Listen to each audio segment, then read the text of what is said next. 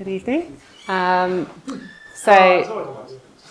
are you? I've done a few of these over the years at different clubs and stuff, and life's very busy at the moment. So I kind of thought what I'd do is do something a bit more seat of my pants. Been doing this for the best part of 20 years. So in that time, I've obviously built up quite a lot of knowledge, and to some extent can pretty much talk off the bat about it. So I thought rather than doing a sort of presentation, we just do a bit of a Q&A, and we can just bat questions around. And there's a few people have submitted some questions, so we can start with those, but I really want some audience participation, so you can sort of just butt in if ask different questions and so on, and we'll just have a bit of a natter really, as much as anything else. So do you want to do the next slide? So I know most of you are familiar and know me, but yeah, just to put a bit of context around it. In terms of UK flying, I've done now 6 flights over 200k, done about 30 odd 100k flights, certainly the ones that I've logged anyway. And during that time, I've done 4 times done the UK Declare Gold record with other pilots. I think 3 of those are 200k as well.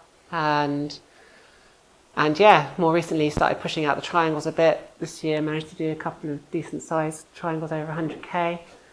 And then from sort of competing side of things, I've been fortunate to be on the British team 7 times in the last sort of 15 years or so. And I've managed to get into several World Cups and finish top female in a couple of the World Cups as well. So, yeah.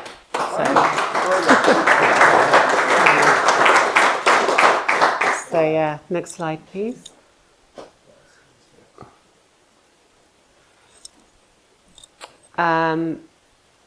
So the questions that come in, they come in a fairly random order. So what I did was I just sort of broke them up into sort of different things.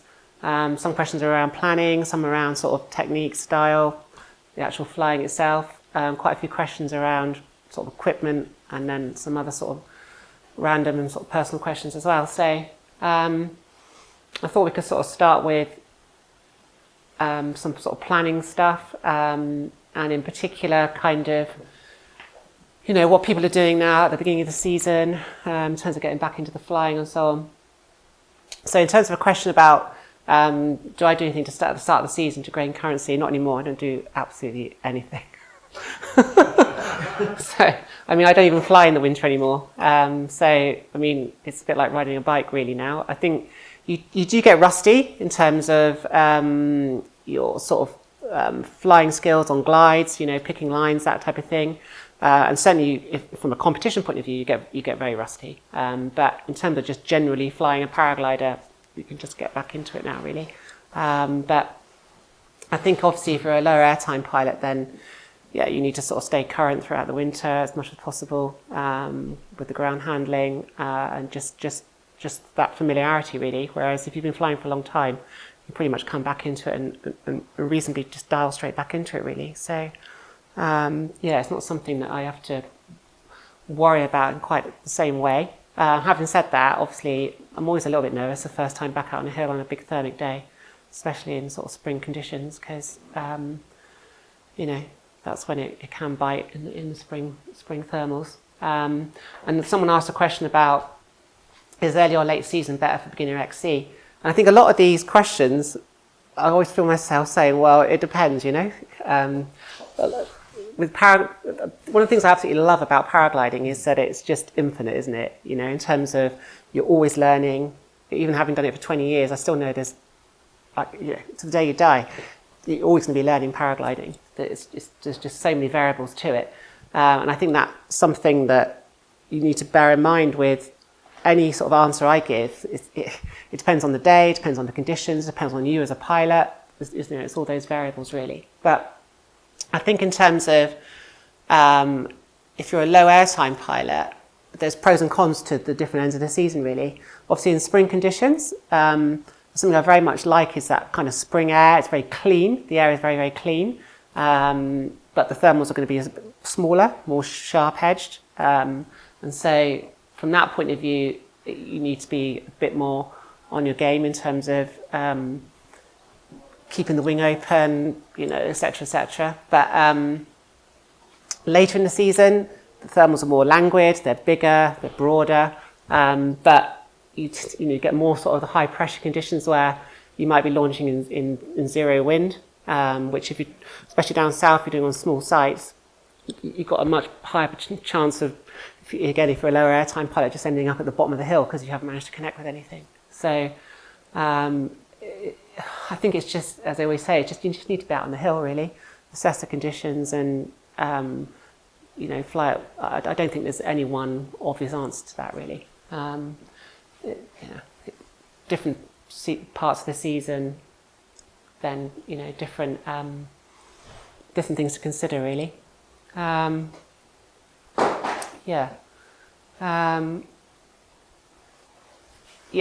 how selective am I about flying in the UK? Probably last year, I probably didn't do anything more than about 50 or 60 hours. And all of those were typically flights of XC flights, really.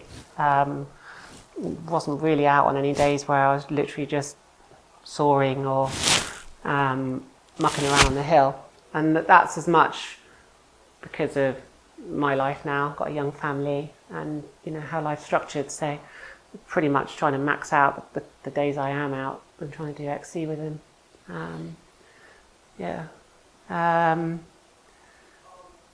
Have I got a favourite XC that seems to work every time? I mean, I think the last couple of years, the Malverns, and in particular Worcestershire Beacon, has shown itself to be the place to be, really, for a number of reasons, which I can mention. But, yeah. What sort of hours were you doing previously, in previous years? Yeah. I mean, I've never had the time to, obviously I've always worked, so I've never been a complete paragliding bum, so I've never really had the opportunity to just fly all year. So I've probably never done more than sort of 100, maybe 150 hours a year, really, including comps, really. That's the most I've ever been able to really get out of it, which is very amateur, really. You look at, when you're on the comp scene, some of the guys who are, pretty much semi-professional, some of them are literally doing the whole circuit. They'll literally go from World Cup to World Cup, from Nationals comp to Nationals comp, comps back to back and so on. So they are in a different world, really, compared to the level I've ever been able to take it to. And now I probably never will get up to that kind of a standard, really. I've never been in a position to do that. But, that's okay. But yeah, so even with the amount of hours I have been doing, you can get a lot out of it. Those bigger cross countries are there for the taking, for sure. You don't need to be a semi-professional pilot to get a lot of good stuff out of the sport.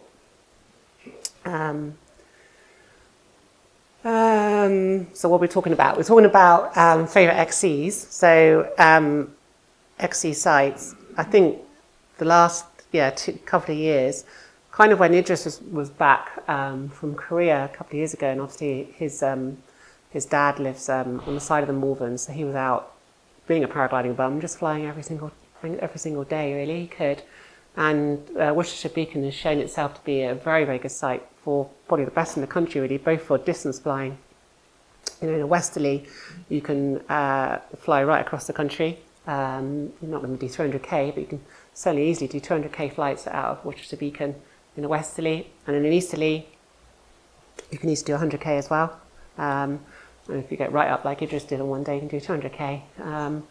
And then the other brilliant thing about our site is for triangle flying, because in light winds, I think we used to fly Kettle Sings, which is the easterly face, which is further down the chain, slightly to the south. And although that's a very good site as well, it never quite has the height, I don't think, for whatever reason, for very light wind triangle days. Whereas Worcestershire Beacon just sits up that little bit higher.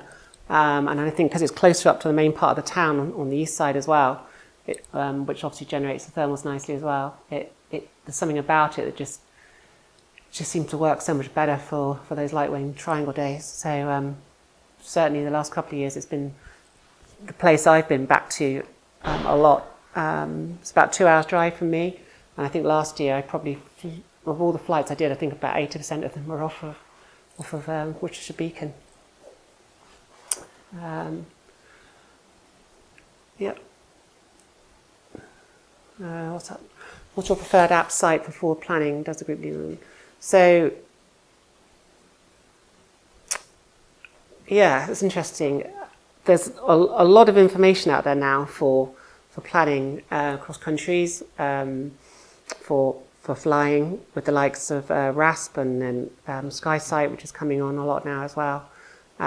Plus all the other apps for wind and like Windy and so on. Plus all the usuals like the Met Office and the BBC and so on as well. XC Weather, all of them thrown in. There's almost too much, I think. And it's very easy to, on some days, almost to convince yourself out of actually going out on a day because you've overanalyzed it. And when I was first doing this sort of 20 odd years ago, you literally, when it's sunny out the window, the wind is about right, based on what the Met Office is saying, let's go flying. And that was it. And I think sometimes now you can definitely overanalyze it. And I'm not a huge one for really going into the deep detail on the likes of RASP and other thermal forecasts. I do tend to do it a little bit by gut instinct, really. If the general forecasts are looking pretty good, and RASP and SkySight are sort of, looking pretty reasonable, then I'll go out, to be honest. I won't analyse it much more than that, really. Yeah. Do we work as a group? Yeah, we do. Between a few of us from this club, and then there's obviously some very good pilots down in the Southern Club as well, we tend to chat it over on the messaging apps the night before and decide what we're going to do. And there's not one person that's sort of calling the shots in that respect, really. We do chat it over and decide what to do. What's your waypoint planning tool of choice? So I tend to use FlyXC at the moment, and just certainly for triangles, doing those on there, and for downwind as well, actually. It's quite a straightforward app to use, and you can overlay airspace onto that as well. And using kind of the usual guideways thing, just trying to figure out the usual routes that people have. Yeah, exactly, yeah. And the good thing now as well is that with all the QR readers, you can just transfer flights around so easily on the hill, and with the phone apps now as well, you can even rejig whatever you might have planned the night before actually on the hill as well. So, Laurie, you going to say something? Oh, sorry, it was just to say that quite often in group you use Lasham, the story. Yes, it's a good point. Yeah. I use Lasham all the time. We should have mentioned that. That's your favourite. Yeah, it is actually. I do. Yeah, you're dead right, Laurie. I'm always posting what Lasham's saying because he covers quite a large. Obviously, the sailplanes can fly big distances, so with his forecast, he's pretty much covered the whole of the south of the UK in terms of what he thinks it's going to do. And he obviously goes into it. He does a lot of the work for me. He goes into a lot of detail about the day, and posts a very good forecast. So, and I don't know how much of you into that, but when he starts bantering around the word 750, it's a good day, because for the sailplanes, if it's a 750 kilometre day, it's going to be a pretty good day for us as well, assuming that we can fly on that day, because obviously there are days where it's too windy. It might be a 750 day, but it's blown out essentially. Those are certainly the kind of days where you start getting excited if you start bantering that around. Yeah. Just like my general sort of feeling of it was that like most of the days that you pulled out were good on Lasham. I think so. Yeah, I mean, I have noticed him having a few bum days where he seems to be a bit off of it. But I think you're right. Generally speaking, 90% of the time he seems pretty accurate. Yeah, he's pretty good. Okay, so do me a favour, would you mind slightly repeating the question someone asked, because we've lost the mic now because we're not streaming. So just someone says regarding a question, just say regarding such and such subject. Okay. Yeah. Question firstly. Yeah. On FlyXC, that ozone site for planning sea flights. Yeah. It's not possible to see the boundary layer wind for that day on there as well, is it? I don't think so. That's something where How do you do that? You look at SkySight, actually. SkySight's very good for all of that because, Okay. yeah, you can plan and have the weather in detail on SkySight. So, show you which way, triangle will show you yeah, what tool to take. yeah. It'll even give you, you can say, right, show me all the potential triangles that we could get out of this day, or show me all the straight line distance we can get out of this day based on the weather. You don't need to fly it. Yeah, exactly. Yeah, so I've only just really started getting into SkySight last year, so I think it's definitely a good tool for sure. Do you want to go on a slide? Yeah.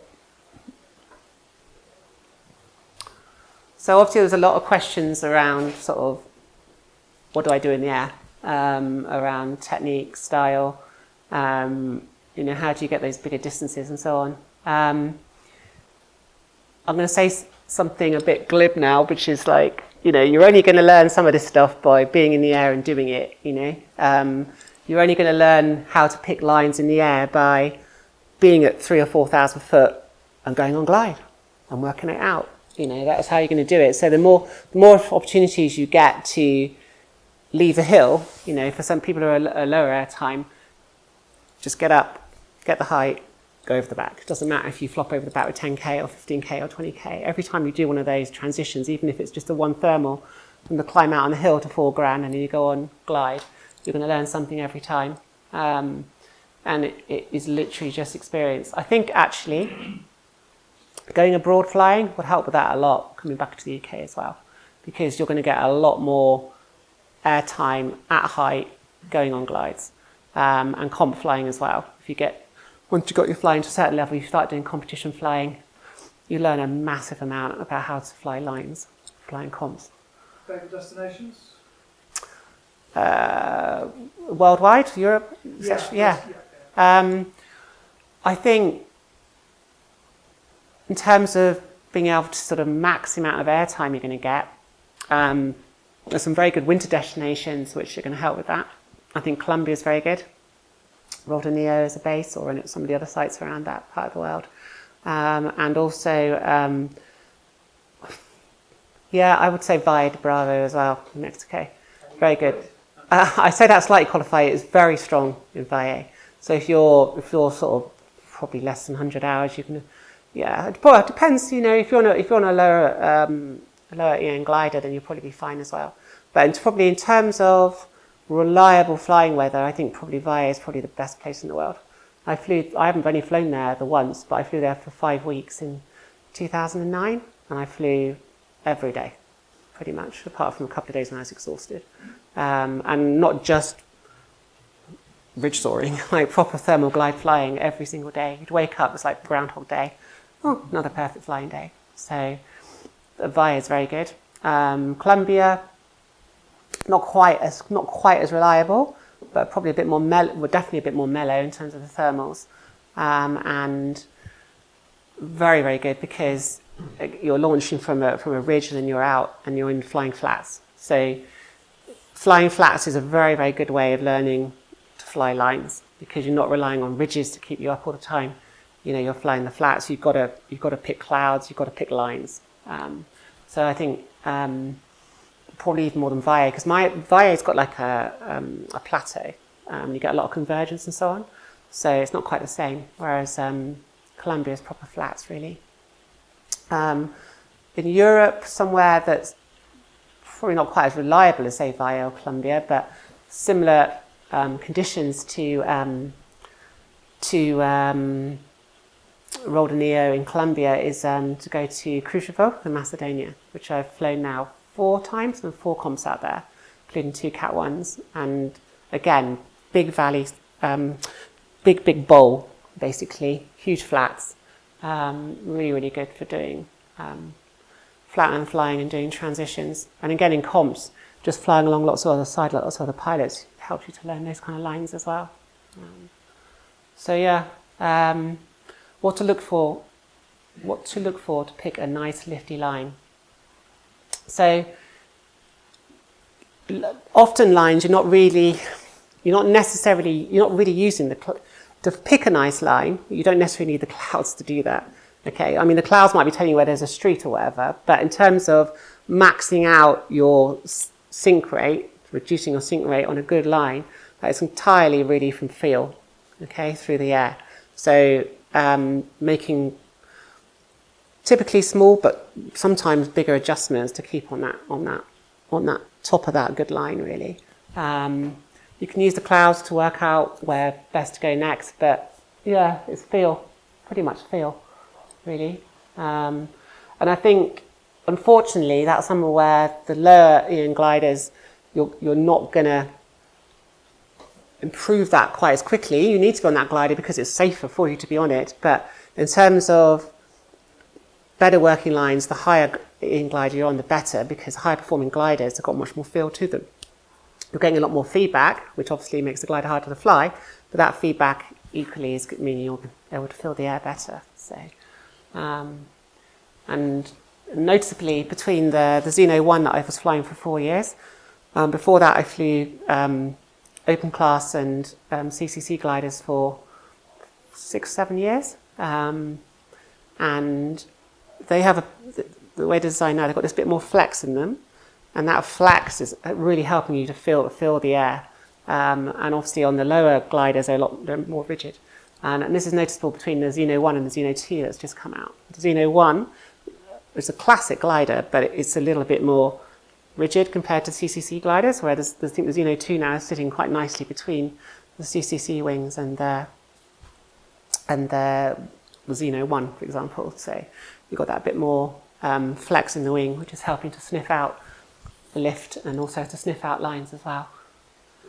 Another question. What sort of scale would you say these lines are on? What in terms of distance? You're not talking about cloud street lines. How wide is a line that you're talking about now, typically? And So, how far apart? yeah, I mean, so you have got phenomenal lines on the cloud streets, obviously, where you can, if you're right up under it and you're maintaining, you can get on bar and you can fly, even in the UK, maybe 15 kilometres along a lovely cloud street. But I'm talking about even when you're not up at base and you're on a glide from a climb, there will always be a better line to be on. Yeah, so, and again, this is something that comes from comp flying as well, and you don't have to do this. This is the great thing about paragliding. It can be as intense or as mellow as you want it to be, but really, if you wanted to max out any given day, I suppose some people think, oh God, the climb's over, all that rock and roll's over now. I can go on glide and I can just chill and relax. No, not really. Not if you want to get the absolute maximum out of what you're doing. You need to be concentrating just as much on the glide as you were on the climb. Yeah.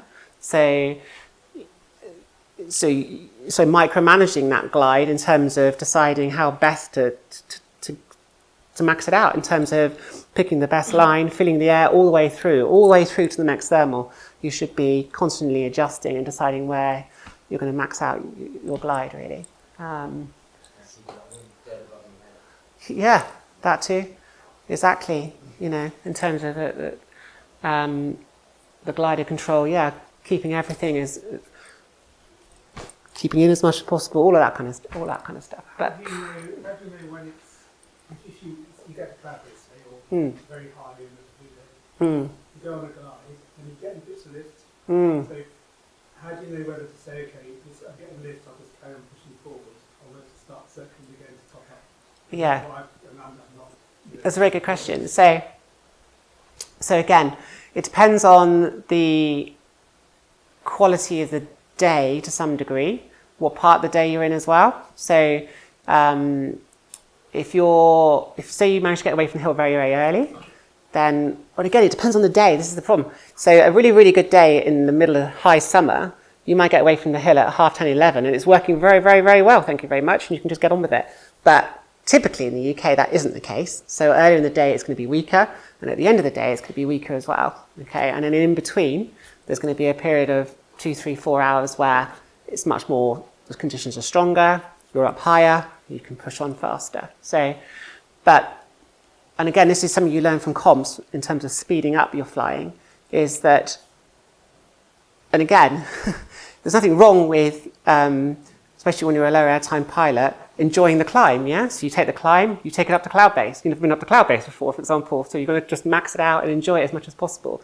And in terms of doing that sort of first 50-kilometre flight, where these days, even on the lower performance gliders, it doesn't actually take that long to fly 50 kilometres in terms of your glides and joining up the climbs. So if you want to get that first 50k, then yeah, by all means, take all the climbs right to the very top, to base, max out your height as much as possible, especially because you're on a lower performance wing.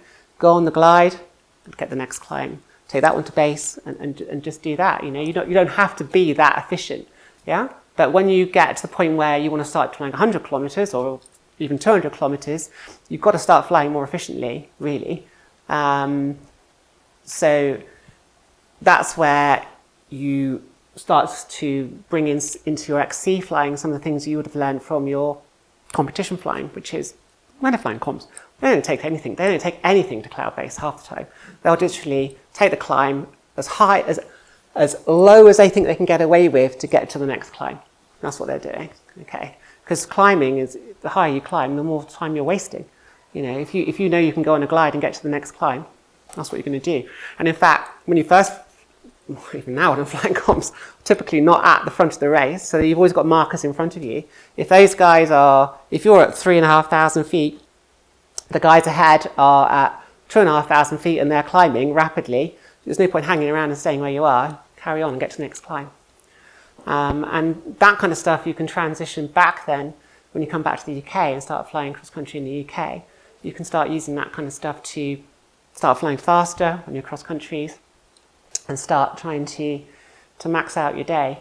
So yeah, I mean, something that I've had to learn to do is to fly slower. I don't instinctively fly slowly. I'm quite an impatient pilot, always have been. And going back sort of 15, 20 years ago when I was first starting to fly cross countries, the performance wasn't there on the gliders. I was pretty poor, to be honest. I would, I always be trying to slow down, but actually not slowing down compared to what other pilots had then done on that particular day. You know, I thought I was flying slowly and trying to take my time, but I still wasn't. And I was going on glides, too impatient, and landing because you didn't have the glide performance to get to that next climb. I think things have now, in the last 10 years or so, things have gone up that level now where the glide performance is there that you're much more likely to get to the next climb. Yeah, as long as you're going, you know where you're going and you're trying to get to that next climb, you're much more likely to get there. Whereas in the old days, you just weren't and you ended up landing on the ground. I think that first really came into focus for me. Sorry, Yeah, go on. why that? In the days you were just going on the ground and now you can go on the next thermal? Because, right, okay, yeah, I didn't explain it too well, but in the old days, flying in the UK, around in circles, round and round in circles. So on a windy day, when the climb's drifting you downwind, yeah, running those climbs and what's called mincing, you're taking it really, really slowly. The climb is drifting along, so you're covering ground on a decent windy day, and you're just staying in the climb and maxing it out all the way to base. And then you're still drifting with it, it's still there, okay, and then 15 minutes later when it starts to fall apart, then you go on glide. It's a very, very slow way of flying. It can actually, it even catches me out now in the UK, there are days, quite a few days actually, in the UK when that is still the best way to fly the day because the conditions just aren't there in the UK, or the conditions are changing quite quickly. So unless you fly like that, you're going to go, oh, there'll be something else. Off you go on glide, and there isn't something else when you land. Whereas much more often in good conditions abroad, there will be climbs. You know, the climbs are much more plentiful. You're going to stay up if you fly that faster. So you're climbing up, I'm going. You know, you're climbing up, I'm going. You know, that kind of technique of flying, which is much more how I naturally fly. And probably is why I've been able to do some of these much bigger flights. You know, a couple of the flights, the very first 200k I did on 10 years ago on a R11, which was the first glider that I jumped on that suited my style of flying, really. And that flight just came out of the bag, partly because of that. Yes, it was on a very windy day as well. But two, the glide performance of that glider was finally up there with my style of flying, which is just fly reasonably fast. And I was able to max out that day because I was able to use that style of flying of getting up, going, getting up, going, getting up, going, rather than drifting with the climbs, really. Climb, rather than drifting with the climbs a lot more, which is the right thing to do as a low airtime pilot, but as you progress, it's much more of a comp style of flying, I suppose. It's also the right thing to do. You've got no idea what the next move is. Yeah, probably right. Yeah, definitely. Yeah. So, my first response would be if I hit sinking air. Again, it depends, but if the sink is strong, then you want to get away from it as quick as possible. Yeah, so you want to get on bar and push away from that sink. If the sink is quite minimal, then and you're gliding downwind anyway, you don't necessarily want to be on loads and loads of bar because your sink rate is just going to go up on top of that as well. So, Laurie. When you say get on bar, like, Yeah. well, I find myself in big patches of sink. Obviously, I want to push full bar. Mm. You need to get away from there. But that last bar, you can really decrease your glide rate. Exactly. So, are you managing that? Are you trying to find a sweet spot on the bar? Definitely. On your instrument? Definitely. Are you looking more at your glide rate shape than your sink rate? I would say on a big UK day where, let's face it, on a big UK day, it's probably going to be reasonably breezy, because we're out on a big, we want to, even now on a paraglider, performance isn't phenomenal. It's not like a sailplane. So you're flying on a breezy day because you want to try and get a nice 200k flight out of it. Then you're going to have quite a lot of ground speed anyway, downwind ground speed. So you don't need to be on full bar. I mean, if you suddenly get some horrendous Piedrahita style 5 metre sink or something like that, or 4 metre sink, then obviously, get on full bar for a short period until you come off of that. Even if that then takes it to like 6, 7. Yeah, if it's really bad. But I very, very, very rarely fly on a downwind XC in the UK on a breeze day. I very rarely fly on full bar at all. Yeah, exactly. So that's back to that comp side of thing. If you know there's a guaranteed climb ahead of you and you're in a horrendous sink, and you know you're going to fly as much bar as you want, it means to get you there quicker, and you know you're not going to land because when you're flying on that full bar, you're still at 2,000 feet. Why not? Nothing to lose, is there? But yeah, on your own, when you're on your own, it's definitely a different equation, isn't it? Because as you just said, if you're on your own, you don't necessarily know what's ahead. You're using all your knowledge to try and understand what's ahead in terms of the clouds, ground sources, etc.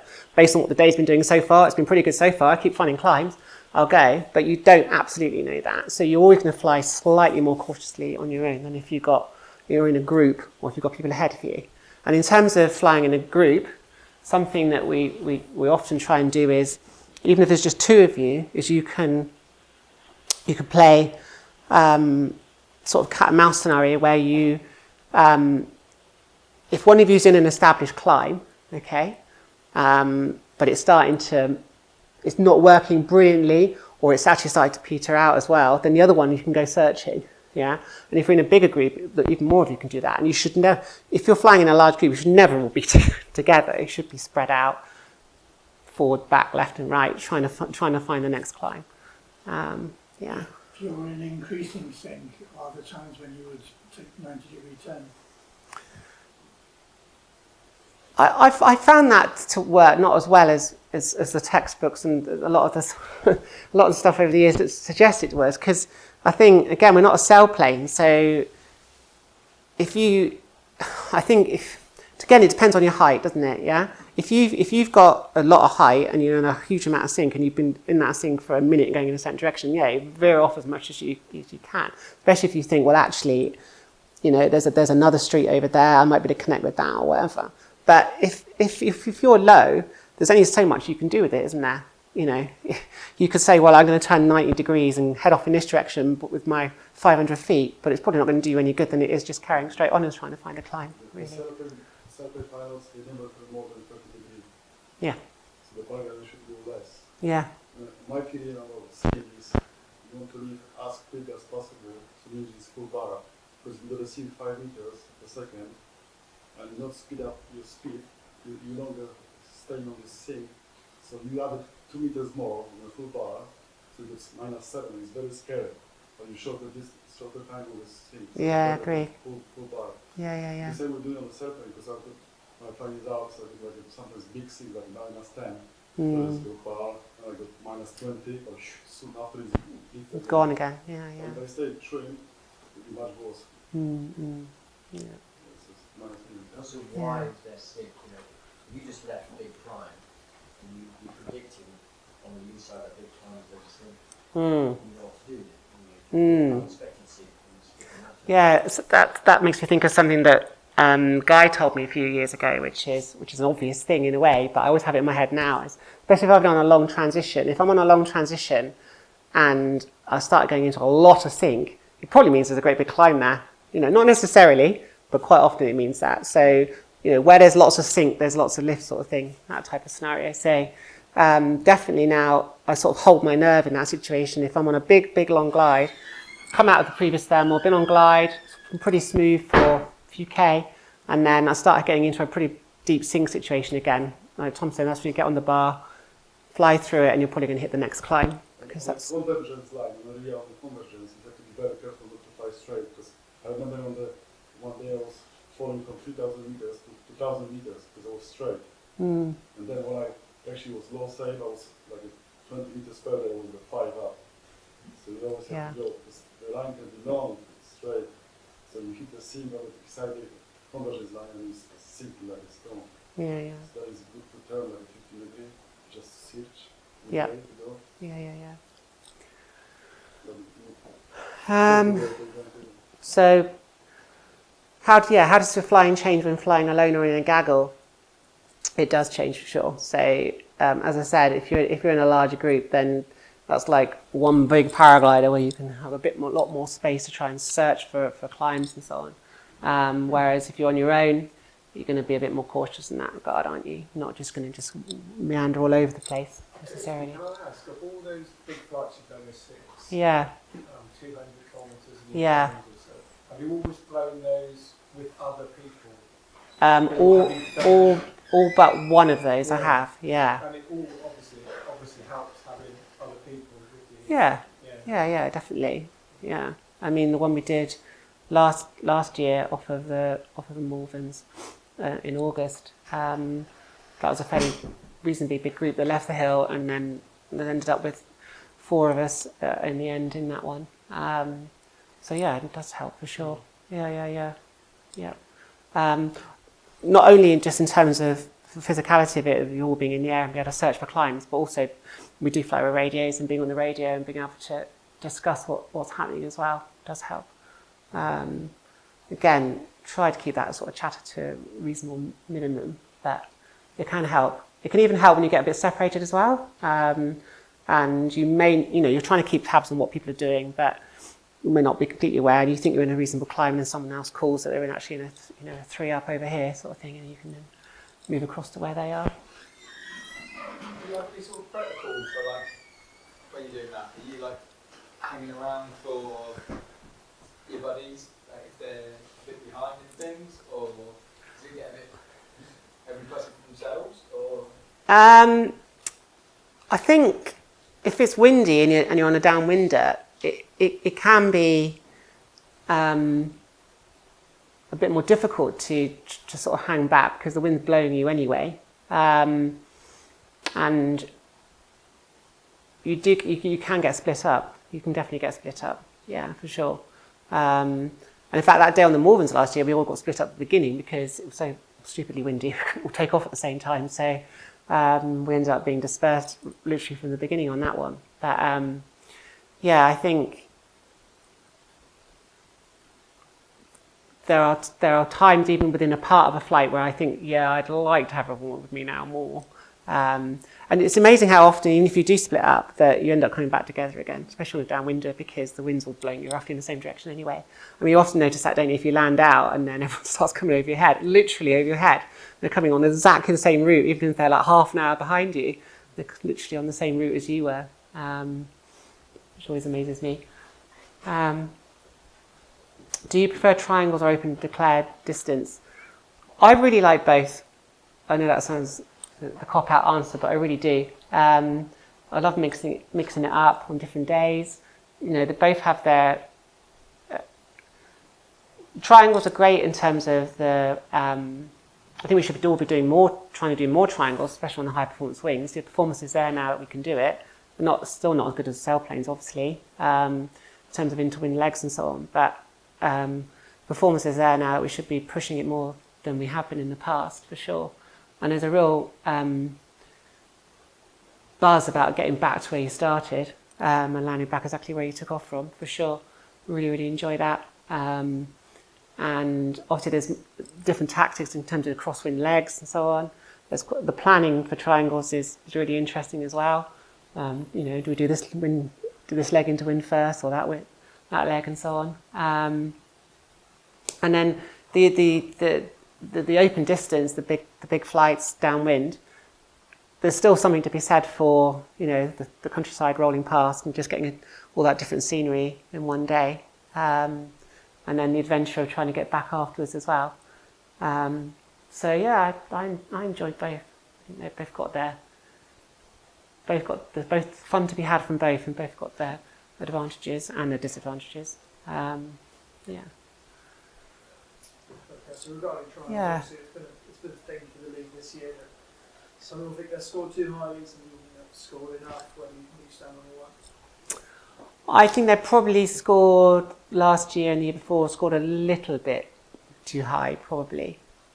But not much. I still think it's quite hard to do a decent sized triangle on a paraglider, to be honest. On a high performance glider these days, flying downwind for 200k is not anywhere near as hard as it used to be. I mean, I can remember, even if you go back not much more than 10 years ago, to fly 100k was a big deal. You know, I remember when Tim Pentry flew his first 100k, it was absolutely over the moon. And that's not going back that long. That's, you know, about 10, 11 years ago. So it was a big thing. And the performance wasn't there. So on the gliders, I don't think it's, you know, there hasn't been a big step change in performance in 10 years. So I think back then, the performance wasn't there, so to 500k was a much bigger deal. I don't think it is anywhere near as big a deal now to 500k, even on like an EMB wing and stuff like that. For sure, if you're learning the sport and you're coming into new, you're going to get a real buzz out of doing that.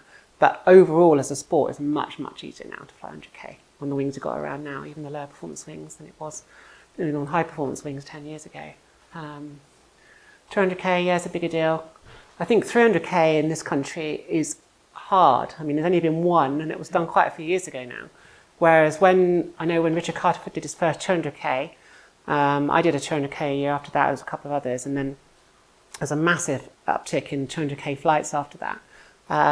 Whereas with the 300k, that hasn't really happened, and I think it's just because we live on a small island. I think that there are so few sites where you can... Sorry?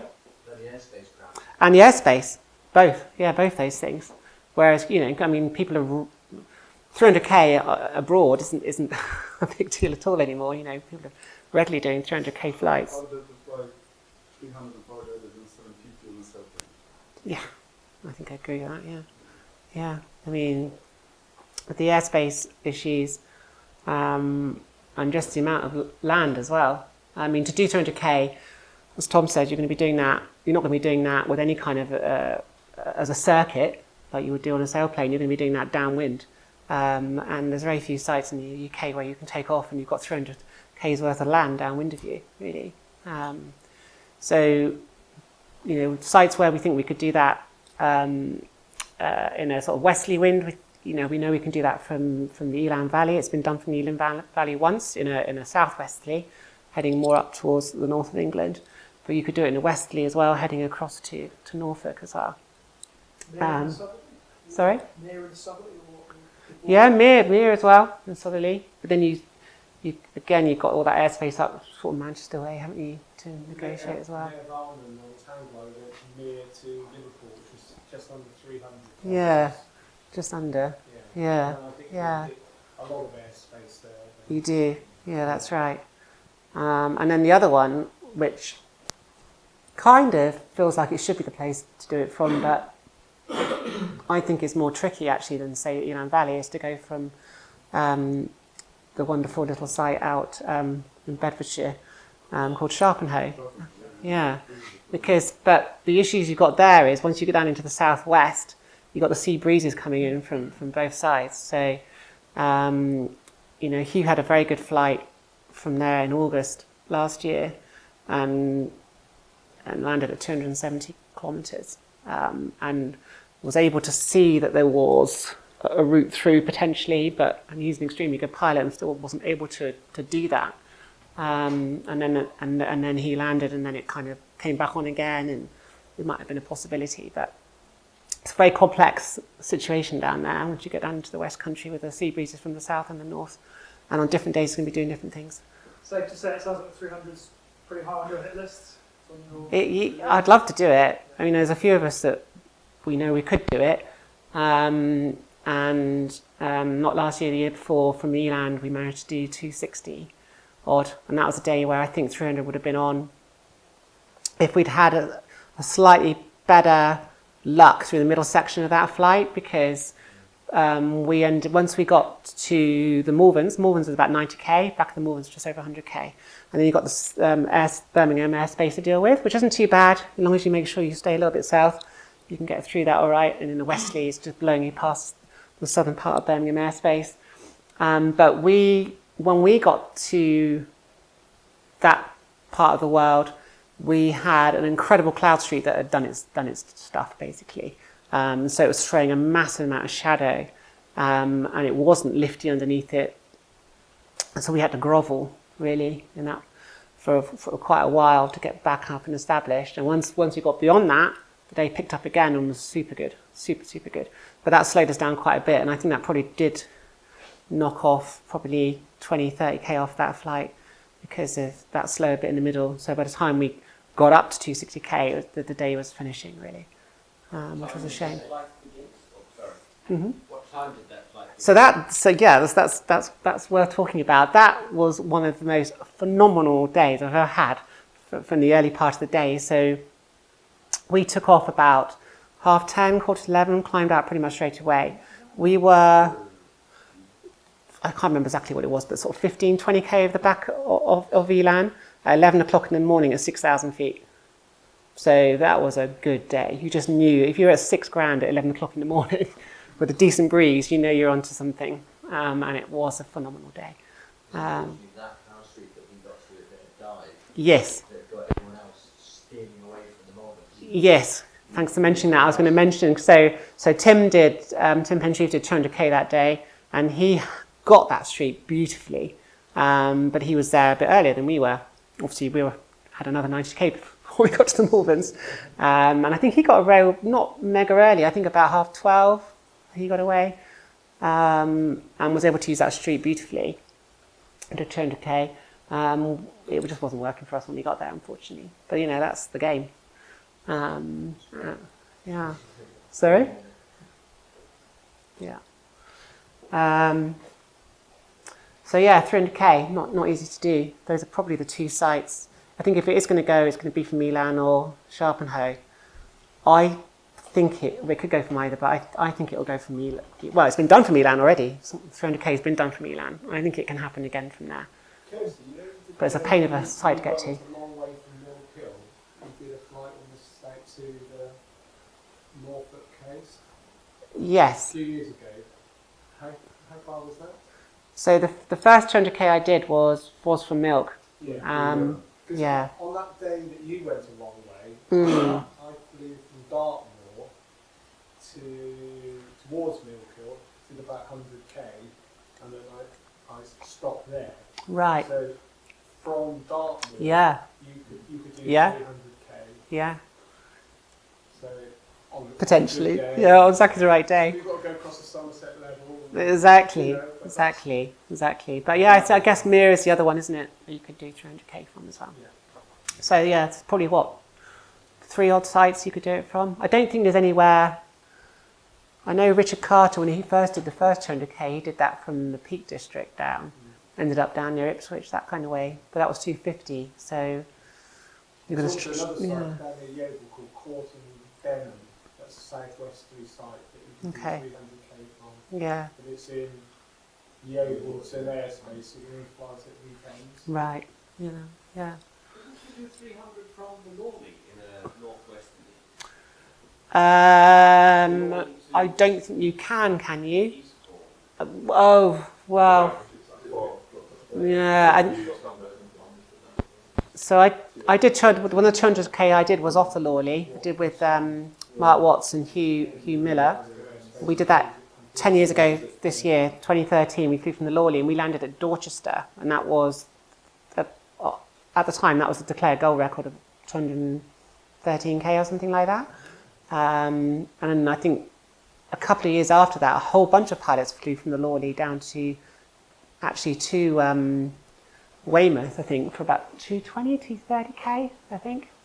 So you'd have to go right down in to try and get 200k, which I think would be tricky. Right. There's a site called Pine River at the Southern Club as well. But Yeah. you probably get them to Wales if you have the right, don't you? Yes. And the guys, was it last year or the year before, they had a good one, didn't they? And they got right up. They did the site record from high and over. So yeah. But it's not an easy one for sure. Should we go on another one? Just ask Yeah. a question about kind of gaggle flying really, but for people who are on like the nudes or lower performing, like lower class wings and stuff, then what is there? Like, should we be trying to follow people like the people who are absolute guns, but then trying to make distance so they're racing away, or should we? No, don't follow them at all. Later in the day, because I found like sometimes it kind of things just kind of die out around like noonish, right, and then it's be alright again. But I don't know if there's anybody's got like advice for. Do you mean that if you're in the air and you're on a glide and you see other gliders and you? Yeah, but kind of when you do set off from the hill a bit later, or try and keep up with the people who are good, or try and hang around with because they'll know where there's good triggers and they'll be good at like centering a thermal and stuff, or we better off hanging around. Yeah, with I mean you're only even going to stand a chance of keeping up with them if you're on a similar performance wing, basically. You know, and even then you probably won't because you'll have less skill. But you know, an example of that would be the last couple of years. Very good pilot I've been flying with, become a good friend, Andrew Krasinski. He's a very natural, talented pilot, and you know he's had the talent to jump up onto higher wings. He's had to deal with the skills needed to fly that type of wing, and he's learned a massive amount because he's been in a position where he's been able to, on a similar performance wing, follow the likes of Hugh, me, the rest of us, Alex, the rest of us around, and is learning a ton of stuff, you know. He was coming out with stuff last year going, oh my God, it's amazing, you did that, and you did this, and he's able to actually do that in the air with us, you know, so he's learning a massive amount of stuff, but he's doing that on a similar level performance wing. So the short answer is, if you're on a lower performance wing, there's no point trying to chase around people on high performance wings. It's not going to work out for you, basically. I mean, just put that into sort of stark reality. I remember there was a day on Coombe a few years ago. I was on a Xeno 1, and it wasn't a particularly good day for leaving the hill particularly, but there were some good climbs around. Got up to base about 4k, 4,000 feet. I was about 2k behind the ridge, and I just put on bar, came back to the hill, still had about 2,000 feet when I got back to the hill. There were some other gliders that were with me in the same climb on like ENAs or ENBs or something. They were actually back on the hill, and you think, God, this is just like cheating, So yeah, that's like really shows up sort of, especially when you start putting bar on as well, that you're just not gonna do it. So and that I've learnt back back in the day with comps as well. I learned some really hard lessons with that. But in situations where actually, in some respects, being on a slightly lower performance wing in comps can put you into some really dangerous situations, because you'll be trying to keep up with pilots, especially in sort of mountainous areas where, you know, you're going on a glide on a transition. They'll just get over the lip of something onto the windward side of a face and start taking the climbs off. You don't. You end up in the lee side, you know, in a load of shit, you know, trying to keep the wing open, you know, just because you've got, you know, 1 point of glide less than what they had. And then they've just squeaked over, you know, they squeaked over with 200 foot, take the climb, you don't, and then you've then got a contour all the way around the hill, getting kicked around and so on, you know. So, yeah. That's not to say that there's not information. No. You know, like say, Yeah. Where someone's going to the next point in the hill, you can spot them and go, okay, you know, they're a good pilot, they made that decision, it's working out for them, I'll get the next train over there. And I think actually, if you're on a cross country and there are pilots on high performance wings around, you use them as markers and so on. But what you shouldn't do is try and keep up with them and try and say, well, if I can keep with them, then I'm going to, because you just won't have the glide to do it. So use them as markers to find the next climb or whatever. If you're really, really high, go on glide with them. And in fact, that's a good point. If you've managed to get up into a good climb with higher performance wings, take a bit more height, you know, because if you're on an EMB and they're on an END, you go on glide, you're going to go like, as you say, you're going to go like that, and they're going to go like that. Whereas if you've managed to get another 500 foot on it, then at least by the time you get to the next climb, you might come in 200 foot below them rather than 1,000 foot below them. That kind of thing as well. Even if you're in the same climate, I've had it more times than I care to admit, flying with you guys, where I'll be 500 foot below you, and you'll be all climbing out, and I'll just be like, where is it? In fact, it was on that day that exact thing happened, that picture I got by you guys. And then, you know, like, we all sort of landed in the same area, but then I was on my own for the last like 50 But I had to like, because if you're looking at people sort of 500 foot above you, the thermals will be drifted. Yes. And I just, you know, you've got to cut that cord quicker than you realise. Like if you're 500 foot above me, I'm on my own flight. Even though you're there. Completely, and that's exactly the right thing to do as well. So if you're in that situation and you've got into climb with others, but they've managed to peel away from you, okay, don't stress about it, okay. They're now in a different air, they're in a different place, they might all be on the moon, okay. Just concentrate on what you're doing, okay, because the way you are, the height you are at, the thermal will be in a different place, you know, etc. So go back into your own world, deal with what you've got now. If you then manage to get back up and get the height, and they're there again, then they're ahead, and they're markers, they're good markers again, then you can use them again.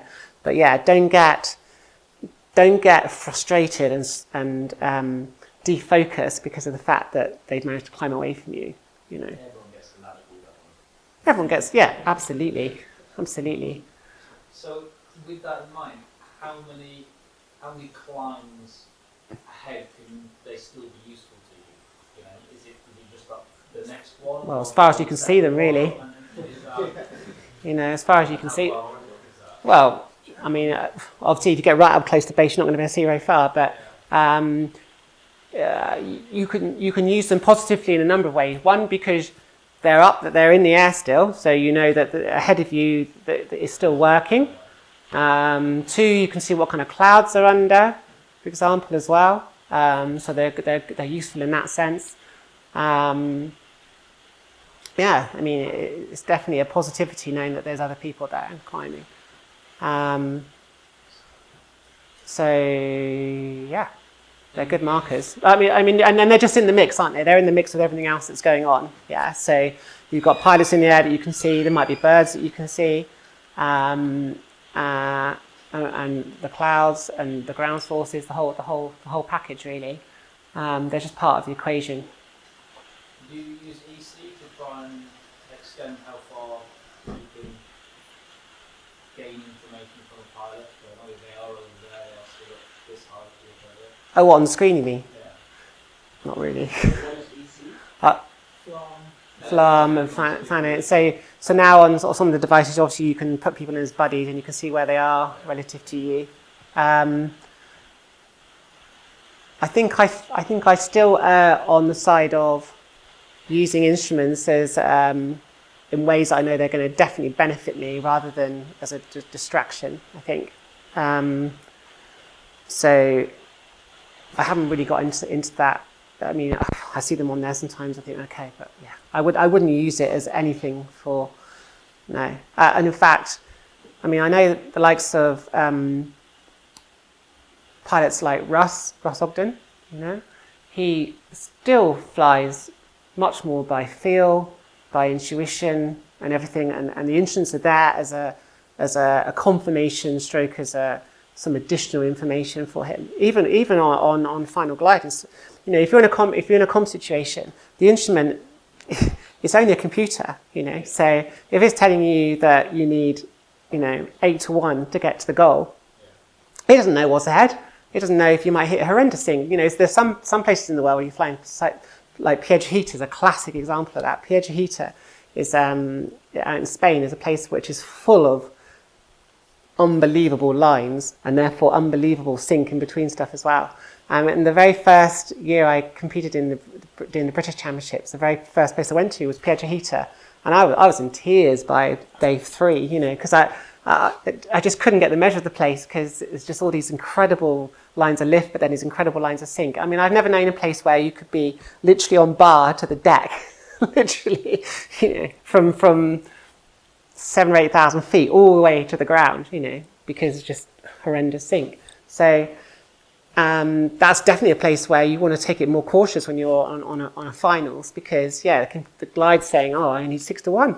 That's a given, you know, but you might hit the most horrendous sink between there and goal. So I think it's definitely a case of you're using your instruments as a tool. Of course you are, but they're just part of what's going on. I think there's a lot to be said still for using your gut instinct. Something I haven't really touched on much is sort of understanding the day. And understanding different parts of the day as well. So this whole concept of gear changing, which is something I'm still learning really. And you learn it in comps. When to fly faster, when to fly slower, when to slow up, when should I be slowing up, when should I be absolutely maxing. I mean, some very basic textbook stuff around that. But again, it doesn't always apply. But if you're really, really high, then you can fly a lot faster because you're way above the ground. So you're not going to hit the ground. You're not going to, you know, your glide's going to, even if you fly lots and lots and lots of speed, then it's good in terms of getting around the course quicker on a competition task. But there's other times when you need to slow up. And something that it can become quite easy to forget about, especially on cross country, is the day changing? What's going on here? Because especially if you've had a period where you've flown 40, 50, 60k in really, really booming conditions, but then actually what's happened now is it's got later in the day, and actually there's more cloud cover, there's more top cover, there's more wind, there's less, you know, all these things come in, and you actually find that actually now you're in a very different place to where you were 2 hours ago, and you need to slow right up, for example. Something else which, in terms of the day as well, is trying to understand the day quality in terms of the thermals. Even at the beginning of the day, you get a good idea of how good a day is. And again, you only learn that over from experience in a way. Also with the climbs, when I'm taking climbs at the beginning of the day, I'm working out, am I typically finding the best lift upwind, or am I typically finding the best wind downwind? Or, you know, are the climbs typically drifting this way, or they typically... And you'll tend to find over a period, it might not be the whole day like that, but, you know, at 10 o'clock in the morning and at 10:30 in the morning when you get the next climb, it's probably going to be do something reasonably similar to what it was doing in the previous climb in terms of, I keep finding that I centre on it better when I'm over here to the west than rather when I'm over to the east. And you know, when you're going up close to base as well and you're trying to find the best lift under a cloud, is it working best on the sunny side or on the windward side, and there is no hard and fast rule for that as well. And different days will tend to operate differently, but typically work in a similar way through a part of the day. So, that last climb worked really well on the sunny side, and it's typically going to be the case in the next climb as well. Not always, but quite often. Anything else while we're still on this bit, or shall we move on? To ask, do you use thermal centering much on that tool? On the tool? Yeah. I do a bit, actually. Okay. Yeah, I do use it. I definitely use it a bit when I'm flying on my own and I've lost it completely. I'll tend to use it then a bit, for sure. Especially if I'm low, actually, as well. So if I've fallen out of it, I know typically if it's windy, you think, oh, well, I've fallen out of it because it's gone ahead of me, it's downwind. But it's not necessarily the case. But even if it is, it's like, oh, but hang on a minute, is downwind over there at the moment, or is it, you don't necessarily know exactly what the direction is of the downwind component necessarily. So I definitely use it there. And it sometimes does just make you think, oh, actually, it reckoned the strongest bit was over there, and you've actually, so yeah, I do use it a bit like that sometimes. Yeah, not entirely. Still do a lot more, obviously, on feel. Sorry, what are you talking about? So thermal centering tool. So I don't tend to use it for thermal centering. I tend to use it more for thermal relocation. So if I've fallen out of the climb, yeah, and then it's saying it was actually the strongest bit was just over there, and I might not have been aware of, because I was concentrating so much on the climb to try and get up in the climb. I've forgotten that actually, yeah, the strongest bit was upwind, or it's now drifted or whatever. So I do use it a bit for that. Yep, sometimes. Kirsty, what instruments do you use? Should we go on one? Because I think, yeah, but no, it's a good question. So gear, yeah. So we can we can geek out on gear now. So at the moment, for UK flying, I'm typically flying on a Fly Sky High and an XC Tracer Max. Are the two things I've been flying on, with a battery extender plugged into the phone for UK. Because that gives me two independent tracks, because I don't use the track off of the XC Tracer. I've still got one on my phone, and I got the mapping. But and it did come unstuck for me last year. If you're doing that, you can't have two declares, as in you can't have the declare, I should say, on two instruments, because obviously you can't do that on the XT Tracer. Yeah. Potentially interesting question. I know about this one. Yeah. Anyone who's in the know about running a flight, we'll talk about having multiple declares, multiple platforms. Yeah. If you're in the know, it's very easy to have 20, 30, 40. There's nothing stopping you from having that many instances of having that many, declares. So do you think it's ethical to have 3, 4, 5? No, I don't. No, you shouldn't. You shouldn't really be putting you shouldn't be saying, well, okay, I might be able to do an 80K triangle out of this and a 100K triangle. I'll put 100K on one and an 80K on the other. The 80K being inside the 100K, for example. Declaring. Sorry? You declare more than one. You're not declaring one. Yeah, but you don't have to phone it in anymore, do you? See what I mean? They'll take it off. They'll take your C record off of that instrument. So you could go, well, actually, it is, yeah.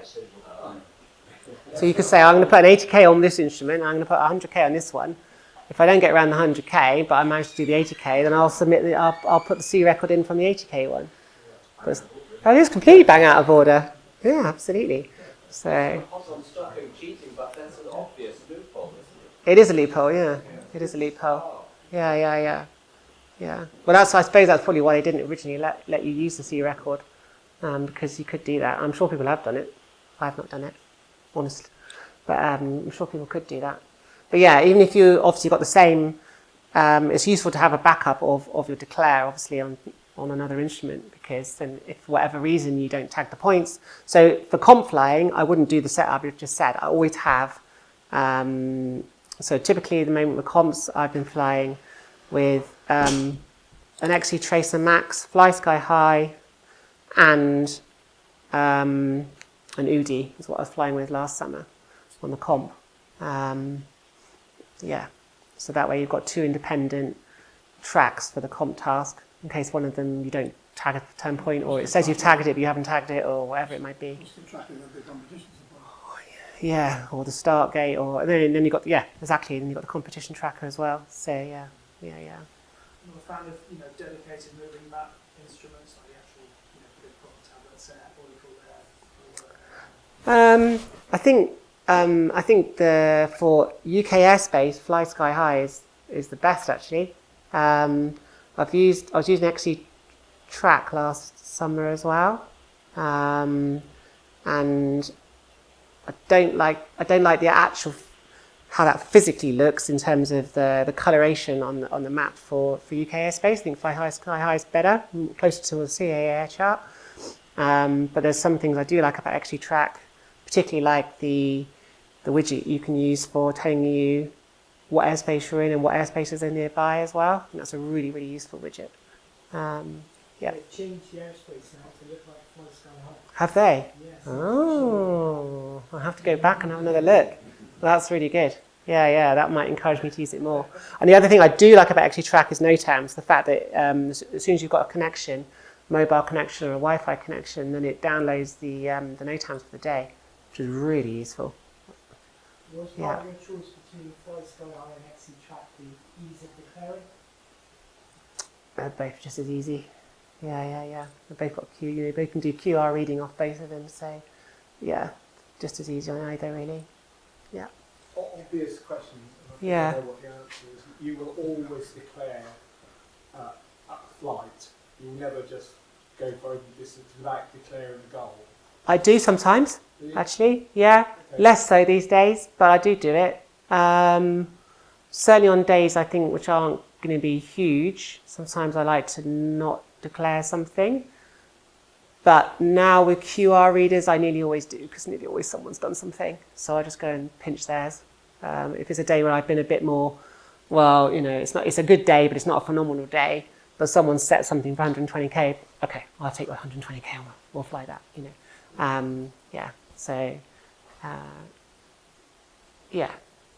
Some people always like to declare because it's a challenge or whatever, but yeah, most times I do, but not entirely every time. What have I got here? I'll answer a few quickly then. What wing and harness are you flying at the moment? So I was flying so if we go back, let's go back then. So my progression, because people have been asking me about when you decide to step up as well. So if we go right back, I was flying, if we go back quite a way, I was flying a Poison 2 at one point, which was that's when I first stepped up to an END, it was a Poison 2, Skywalk, and that was it was a German company, so that was a really beautifully balanced wing in terms of handling. It lacked a little bit of performance, but that was the wing I was first on when I started doing Cat 1s, first got into the British team, and then I went on to an Omega 8 for a short time, and then I made the jump. It was quite a big jump, a lot of discussion with the likes of Russ and everyone about what to do, and I did take the plunge and I went and got an R11, which was a very interesting time in paragliding because that glider was out for no more than a few months before it got banned, along with the Boomerang 8 at the time because of the fatalities that happened at the Cat 1 in Piaggio at the World Championships. So I had that glider for all of about 4 months before I couldn't use it anymore, essentially. Sorry? Yes. Yeah, task 2 of the World Championships in 2011 in Piaggio, 2 people died on the same day. And they cancelled the competition. Stopped it. Which is always an interesting one because obviously that's horrific that 2 people died on the same day. But if both those people had broken their backs, we would have flown task 3, task 4, task 5. We would have done, No, one was on an R11, one was on a Boom 8. Yeah. And both the incidents were quite different. They weren't in the same location or anything like that, but it was on the same day. But there were issues with that, with both those gliders. We're talking the very first sort of 2-liners really, and there was issues around the amount of rigidity in the wing. So I flew that. So I did carry on flying that wing cross country, so I flew it for all of about 18 months, I think, in total. And I think in that entire time, I think I only ever had 2, 3 collapses of any description whatsoever. So the wing was not like a hang glider, obviously, but there was a huge amount of rigidity in the wing, so you get a situation when flying that wing where the brake lines would go completely weightless on the brakes, but the glider didn't collapse. So, which was a very sort of weird sensation. But it was a beautiful glider to fly at trim speed. But the issue was at bar, and it had trimmers as well. So trimmers is where, in addition to using the speed bar, you can actually increase the speed by pulling down on the trimmers as well, on the risers. That the issue with that glider at speed was that if it did collapse at speed, it would probably just stay exactly as it had collapsed. It wouldn't recover from the collapsing. So as you know, with the two-line setup, you kind of got this pivot in the wing, really, along the chord, where it's like, almost two pieces of the wing. So you had a situation where the glider would collapse, end up in this configuration behind the pilot, and stay exactly in that configuration, and wouldn't move from that position. It was quite happy to stay like that. So that obviously wasn't good. So then they moved on from there. Anyway, cut a long story short, I then moved on to an Enzo 1, and then I had an Enzo 2, which were obviously the CCC wings that came out of what came after the R11.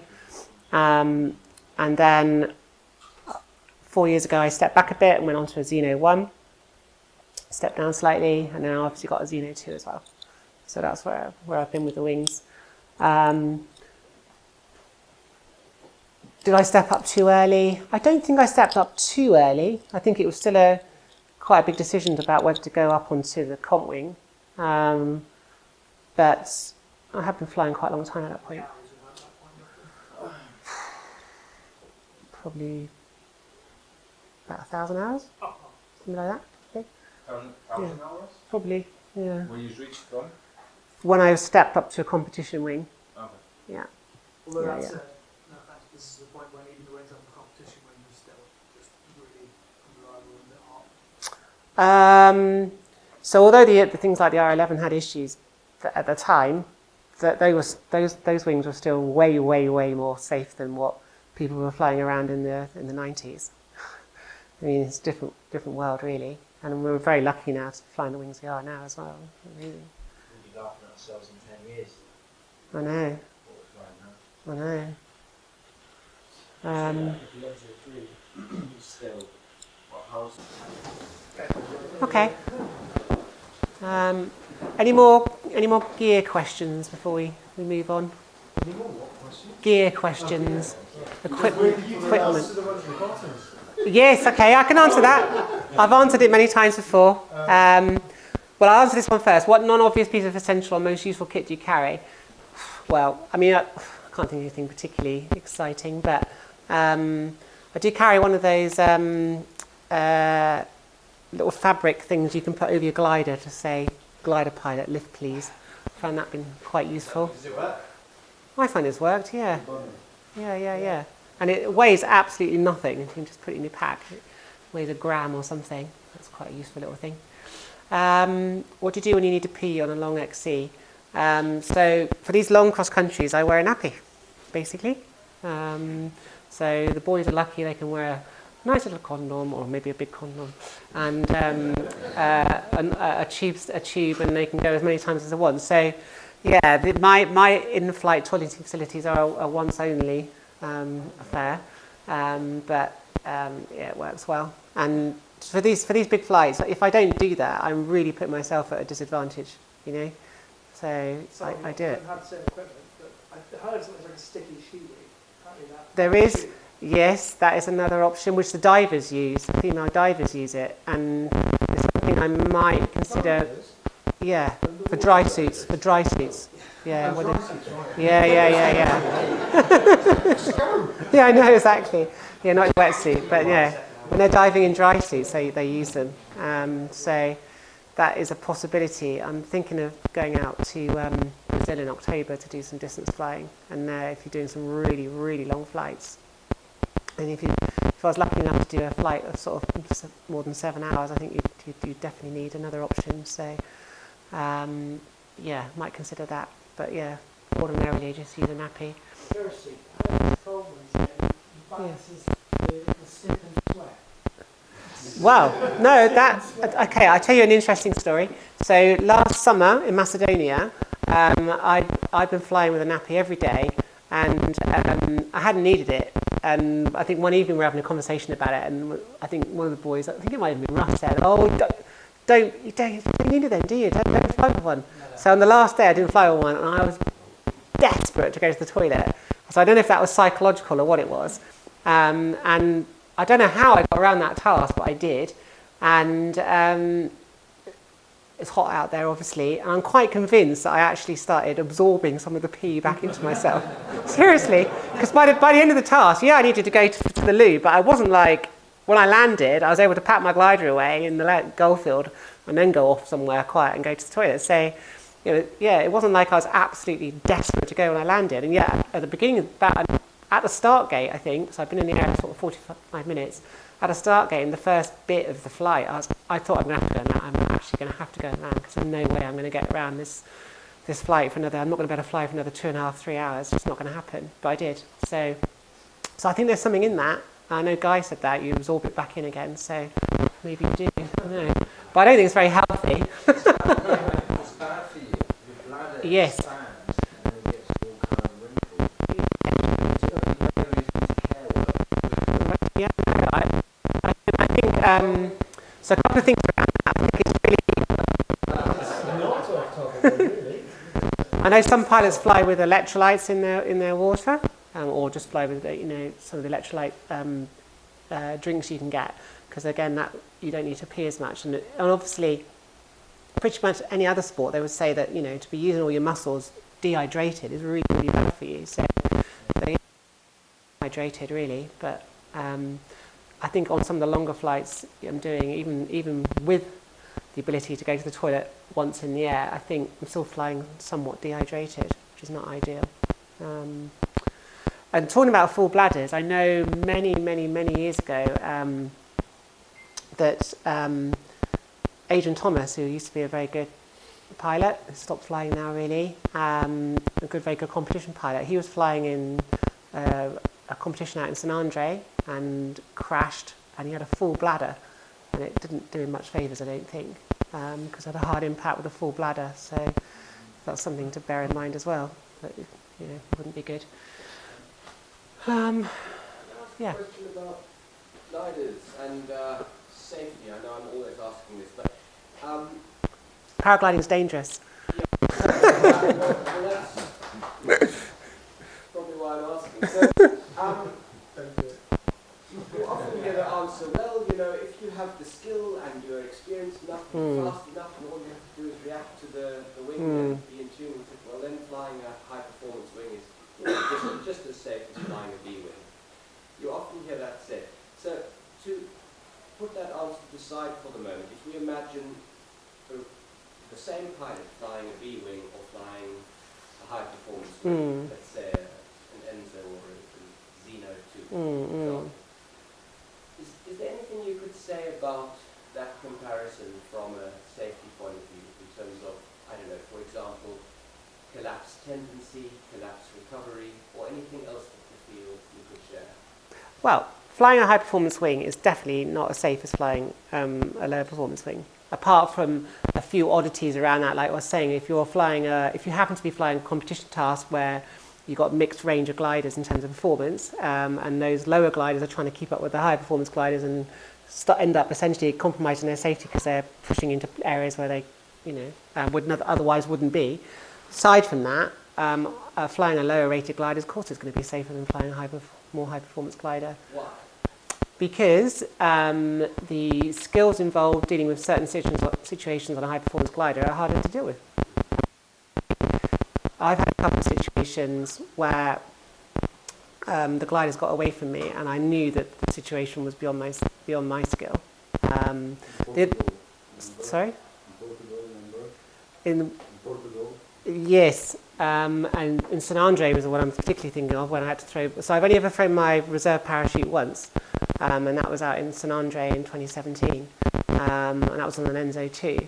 I was high up, just before the start of the race, and it was a pretty full-on day. In fact, the whole of that week was full-on because it had been very, very dry out there. So although we were into typically fly comps out there right at the end of August or the beginning of September when it's starting to mellow out a little bit, relatively for St Andre. And but that week was very, very strong, and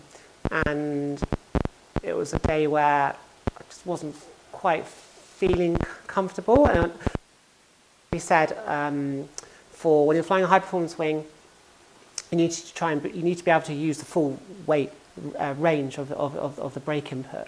Okay, so what you don't want to be is stuck with your brakes. Okay, so typically the more tight you are, the less you're going to be using fluidly throughout the brake range, which is very, very important if you're getting collapses and stuff like that, or you need to recover from the situation. You need to be able to have that range of brake movement. And typically if you're scared or you're tense, you'll tend to be more this sort of movement, but you're not using that fluid range of the brakes. And I think that's exactly how I felt that day. And literally about 2 minutes before the start of the race, I had a massive collapse, and I didn't respond fast enough. And the issue, I think, on these high-performance wings are that even, I think, for the most experienced pilots in the world, some of those situations happen so fast. We're talking like microsecond, where the gliders collapse, and if you don't input at that split second exactly as you need to, you're going to end up in a much more worse situation. So I think in that particular situation, I pulled back and I caught it too late, and it went straight into pretty much a nose down. Felt like a nose down, probably wasn't quite nose down, but really nasty auto rotation. I threw my reserve almost instantly because the G went right up, and I didn't feel that I had the skills to deal with it. Some of a better pilot would have probably tried to full stall out of that situation. Yeah. Yeah, I do. I've done SIV training, but I wouldn't say I've done enough. And I think the only people who are doing enough SIV training are probably your test pilots, to be honest, or the acro pilots. Exactly. I think acro pilots coming to cross country are in a really strong position because they're coming with all that skill from acro. And I think there's definitely something to be said for if you're racing really, really hard on full bar. If you know you've got that tool set to deal with the situation if that glider blows out on you, or I've got a much better chance of dealing with that situation, that's going to put you mentally at quite an advantage because you're going to feel more confident flying through rough air on bar in a competition task, I think. Again, knowing that if something does happen, you've got a much better chance of recovering from the situation on a high-performance wing. So it's the likes of Russ, who's a test pilot, for example, he's bound to be flying more confidently because he knows that if that wing goes, he bloody test flew it in the first place, so he's going to have a much, much better chance of dealing with whatever mess the glider ends up in. Yeah. In that reserve instance, how long between the wing getting back and you throw? As soon as I felt the G go up and it would go into a steep auto rotation, I threw. Yeah, because I didn't want to. It wasn't much thought involved, to be perfectly honest. It was out. Do you think you panicked there on that moment? Yeah. Because you said you were very high. I was. You couldn't get the chance to recover. I think. If you go back on that moment. Yes. Will you wait before throwing your reserve, or will you throw a reserve out? I think at that height, I probably should have tried to deal with it potentially. Yeah. It's a job to tell. It's a job to tell. I mean, I've in the first Worlds I did in 2009 in Mexico, I saw an advanced test pilot cascade to the ground and die because he didn't throw his reserve, and because he obviously thought, rightly or wrongly, that he had the skills to get out of that situation, and he went through a series of 3 different cascades and didn't recover the wing, and then hit the ground. And I think that's something else to be said, is that when we have a situation like that, and we are quite rightly preoccupied with what's happening with the wing, your wing is not flying. If the wing is not flying, you're going down very, very quickly, very quickly. Obviously the glider's not flying, so even when you're flying the glider, unless you're in rising air, the glider's going down. So if you've literally got a third of the wing flying, you're descending very, very quickly. So it's very, very important to be aware of that and to be aware of the ground coming up because, you know, something we get taught in SIV is that you need to look at the wing, look at the wing, look at the wing. What's the wing doing? You know, and if that incident's happened at 1,000 feet, you're going to lose 1,000 feet in no time with a collapsed wing. So, but yeah, coming back to what you were saying, with the amount of high height I had that day, I did have a lot of height. I probably should have tried to do something different with the wing, maybe, but I didn't. It is a factor, yeah, and I don't like G. I'm not an acro pilot, and it's amazing how that can alter your mindset instantly. So You know. I've got a related question on two liners which are applying high aspect ratio. Yeah, Rapid descent techniques. yeah. What do you do? Well, anti-G is pretty useful. Yes, you fly with an anti-G? I do. Yeah. I don't. I've been flying with one in the UK as well, but abroad, definitely a useful thing to have. They really, really work actually. Yeah, no, And I think when they first came out, I think there was a degree of, especially at World Cups and stuff, a reluctance of some of the pilots to use one because, you know, why do I need an anti-G? Because I can spiral down hard if I need to, type thing. But you see them used a lot now. You often see them used as well where people have done a long old task and they've come into goal and it's still kicking off over the goal field and they just want to get down. They're done. Task is done. I want to be out of the sky, and then they'll get the anti-G. You do a half radius and then spiral. Yeah, there's all sorts you can do, isn't there? So that slows you down. That's like a drug. Yeah. Out of trim. So again. I think pretty much every manufacturer says don't do that. Yeah. Like the collapse on the ends on the full bar, like a half, more like 60%, I had to trim because it was like a. The same like when you said at the Russell said on the Enzo, you have to react because when you get the cascade, you do 2 revolutions and the G-force goes such a level that you either pass out, Yeah. you use both hands in one brake, you break the line and you stop. Yeah. That was the most scary thing about It's the most scary thing, and I think that's probably what was in my head that day when I had that.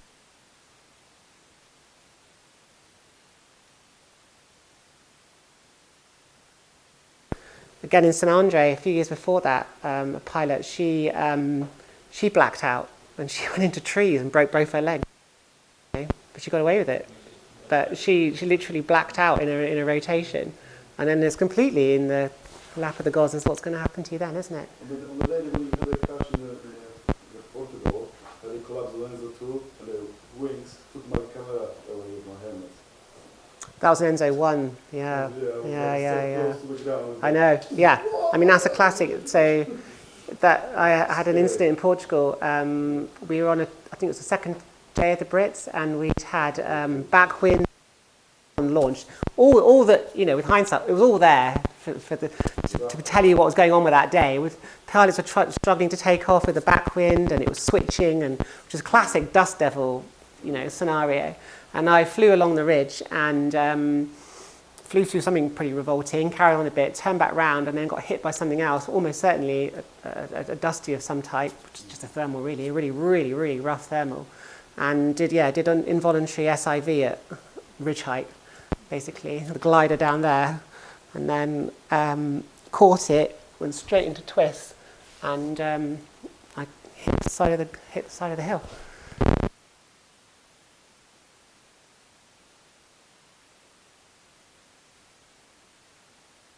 And just massive bruising.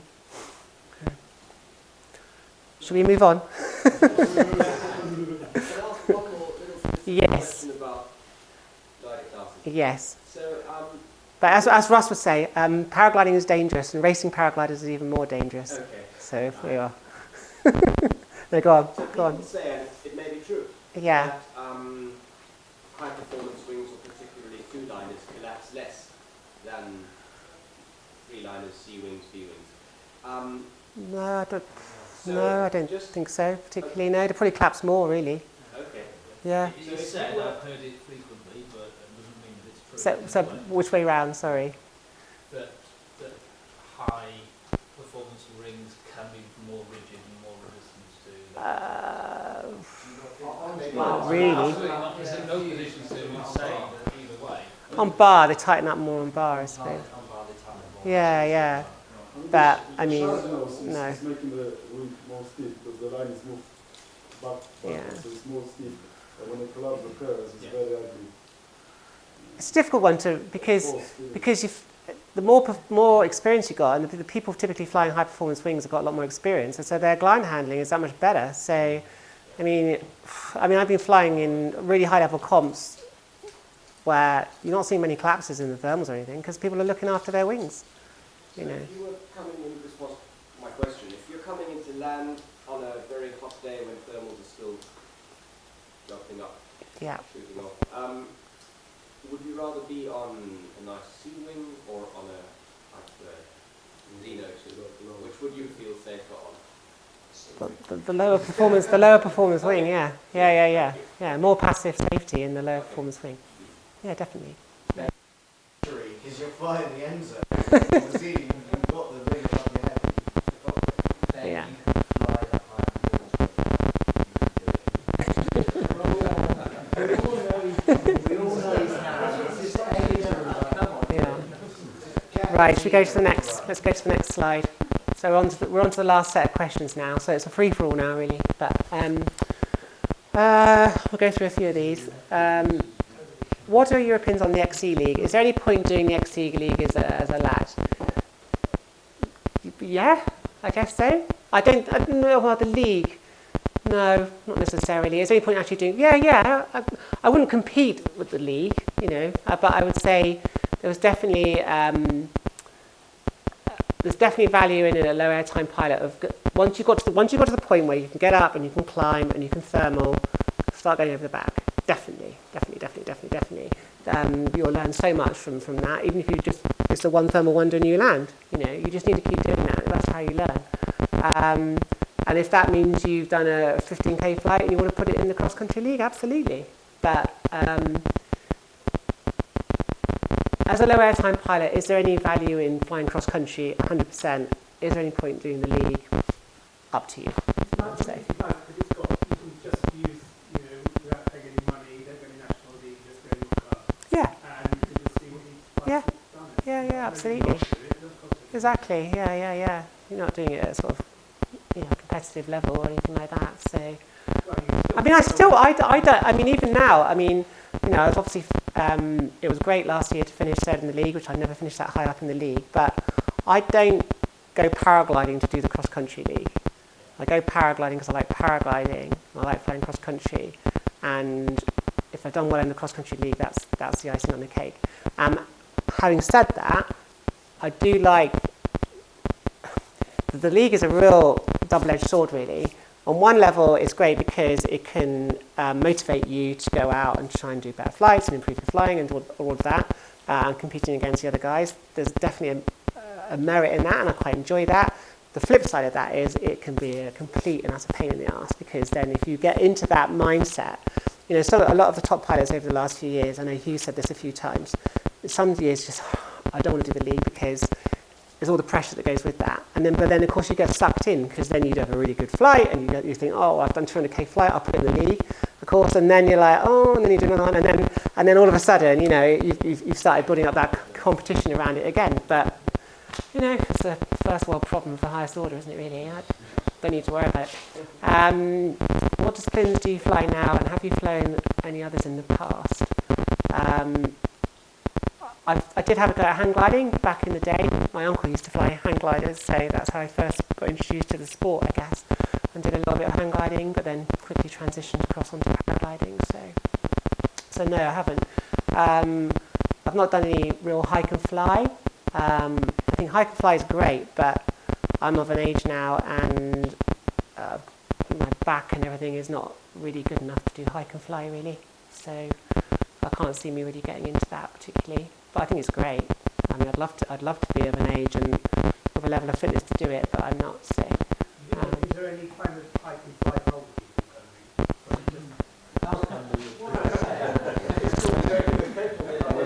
that Say again, sorry, I didn't quite hear. Was there any what? Yeah. Well, they call it Volvisa, don't they? Where you, exactly. Where exactly. You go up and fly down, and then go up to a nice hotel. Well, yeah. Do I do any other sports outside of flying? No, not really. I'm not. I do bits of. They've got a younger family now, so we're obviously very busy, really. But in the past, I used to do a lot of hill walking. But yeah, I'm never not massively into other sports. I think we covered about weather planning. I don't know how that question got in there, really. We talked a bit about favourite places to fly, about where best to do 50k. So we're talking about Colombia and Macedonia, Mexico. Spain I think is good really as well. I think Spain's good. Flying PG is 18 years. Flights numbers 100. Alpine flying. UKXE outcomes are still very erratic. Often we as a nation in competitions cut well above our weight really in terms of, think of the number of active pilots in the UK. And admittedly, some of the team pilots are living in other countries anyway, but I think as a nation we do pretty well. And I think it's because we have to put up with such awful weather in this country-ish. Last year was a pretty good season. We do get good weather in this country. I just don't think we get the amount of days that some countries, that other countries get. When we get it, it's good, it's fantastic, but we just don't get that number of days within a year, really. For me, UKXE flying improved after I did competitions, I think, really. And I was saying earlier on about this whole thing about using gear changing, when to speed up, when to slow down. And I still don't fly slow enough in the UK for a lot of the UK conditions. I'm kind of good when it's good, if that makes any sense, in the UK. When it's really good conditions, I fly very well. I think when it's much more marginal conditions in the UK, I don't fly as well, because it just doesn't suit my style of flying. Yeah, it's just going around endlessly, and I always get impatient. I'm not very good at working really, really weak lift. I'm happy to admit it. There's pilots out there who are infinitely better at working weak lift than me. I can work it for a time, but I definitely get impatient, which often spoils the day for me in UK flying, I think. But yeah. Yeah, I think so. Yeah, that could be frustrating.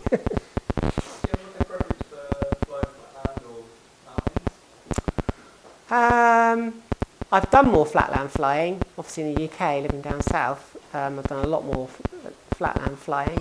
Having said that, I always used to love flying St Andre. I remember years ago watching one of Jockey Sanderson's videos, I think it was called Speed to Fly, and I love that video, where he's going around different parts of the world. It's a very old video now. I don't know why he called it Speed to Fly, because there's very little about Speed to Fly in it, but it's very taken going around these different locales like South Africa and Australia. There's one bit where he goes to St Andre as well, and when I watched that for the first time, I was like, oh, I really want to go fly there. And I love flying in St Andre. I think the first year I did the Brits was the first year I flew there, and I had this terrible time in Piedrahita, and then we went off to St Andre, and I thought, I reckon I'm going to fly better in St Andre, and I flew so much better. And it was I think the very last task of that comp, I got to goal. It was the first time I got to goal in a comp task, and in a Brit certainly, and I just loved flying there. Having said that, the last time I flew there, I flew my reserve, and I think being a bit older as well, having gone back and fly, it is so strong flying there, and the last time I flew there, after a week, I was like, oh God, it's going back in the bag. I'm done with this place. It's quite tiring. It's on steroids out there completely. But something I do like, I always say that flying in St Andre is a bit like, it's like when you get skate parks where they've perfectly designed all this stuff for doing stuff. I think St Andre's like that for paragliding. It's like someone's designed it, because you've got just on launch, you look as far as you can see when you get up. As far as you can see, you've got these limestone ridges in every single direction. So it's a fantastic place to task set. You can just go off in all these different directions. And when you're first learning comms, when you fly there, you get out of jail free cards, I think, flying there, because if you're flying in the Brits and there's all the top guns on the high performance wings, and you're chugging along on your low performance wing, and you can't keep up, and then suddenly you find yourself getting lower. You just go to a ridge and go on the ridge, and within, maybe instantly, but certainly within 2 or 3 minutes, you get a 5-6 metre climb straight back out to base, So it's definitely a place where you can get some bonus points and, get up and do something with the day, rather than getting completely left behind. So mountains. I've done very little, I have to admit, I've done very little big alpine flying. I'd like to have done more. I've done very little in the high Alps. I've typically done more flatland flying. The reason I've done very little alpine flying is I've done, in the last 10 years, I've done a lot of comps. I've only had the time to do the comps and then do UK flying. And the comps I've tended to go to are the ones where it's not in alpine countries, because the weather's crap, basically. You can't rely on good weather for a 1 week slot by going to the Alps.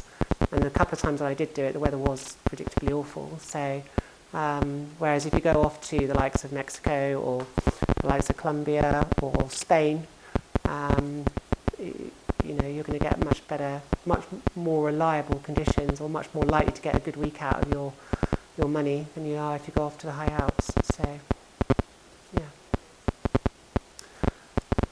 Anything else? Or should we? What was your favourite flight from last year? My favourite flight from last year. So I only did one comp last year. So in terms of the UK flying I did, probably a flight that I did from Selsley down to near Eastbourne. When you were testing? Say what? Not the day we were No, not that day. No, it was. Yes, it was a good day. No, this was later in the season.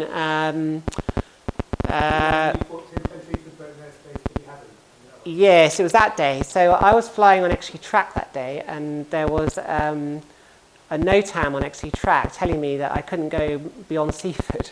It turns out it was this massive thing for drones monitoring the boats coming across the migrants coming across the channel.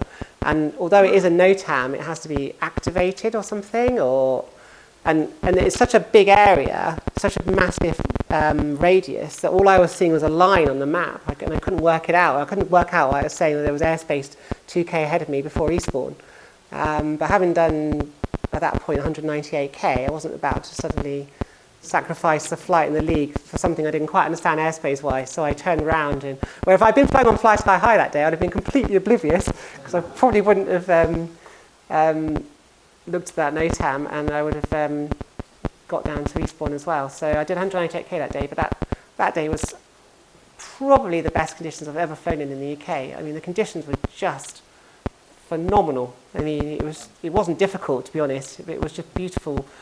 Just a privilege to fly in those kind of conditions in the UK. I did the whole flight on my own, and yeah, it's just amazing conditions. Just a textbook, really, where every single transition worked, every single climb worked, pretty much. Didn't really get low. The area after, so when you're flying in a northwesterly, going down towards the coast, whether you're doing that from Selsley or Wales or Selsley or Liddington or Coombe, any of those sites, and you're flying in the northwesterly down towards the coast, there is a section after the M3, which is kind of like the graveyard of paragliders, really. There's a place called 4 Marks, and it just eats paragliders for lunch. It's for whatever reason, I don't know what's going on there in terms of the topography or whatever it is, but I mean, even last year I remember looking on flights on the league and saying, oh yeah, I landed at 4 Marks, what a surprise. I don't know what goes on there, but I've got better at it over the years of working out what to do there, which I can talk about. But the other complication there now is with this new Farnborough airspace, the airspace has been reduced down to 4,500 feet as well, which is a right pain, because after the M3 you go through an area called the Candovers, and then just after 4 Marks it all rises up again before it drops back down again into Petersfield, and so you haven't got much height to play with there now, even less than before. And for whatever reason, around 4 Marks, I don't know what goes on there. Anyway, the reason I mentioned that was on this particular day, none of that applied. There was climbs plentiful all the way through that area. There wasn't even an issue, whereas typically you can be scrabbling around in there looking for climbs. But that didn't apply that day. It was just working beautifully all the way down to the coast. So that was a special day, for sure. But yeah, some good flights all round last year, really. I think the big triangle we did off Worcester Beacon as well, when 7 of us managed to get around 110k triangle, was a pretty special day as well. It was a good day. Yeah. Those were both in August, weren't they? Sorry? Were they both in August? The triangle certainly was in August, and I think the one from Selsey was probably July, but probably towards the end of July, maybe. Yeah. What do you find the most reliable in this country? What do you find the most reliable? Which site? Months? Or which month? So June's typically awful, isn't it? June's often wet for whatever reason. So July and August, I suppose, in terms of the number of days you're going to get out and good days, probably July and August are probably the best 2 months, typically. Doesn't apply every year, but typically. And there can often be some good stuff in April, May as well. So April, May, July, August, really. Before that, it's just started working now, hasn't it, really? But it's, not every day by any stretch. And then in September it starts to drop off again. There's some lovely conditions in September. I think the first year of COVID, 2020, we were back out flying, and I think in September had a flight off of Froster in September, and that day I think I did 140k and Alex did 200k. That's the only 200k ever done in September. That was a particularly special day.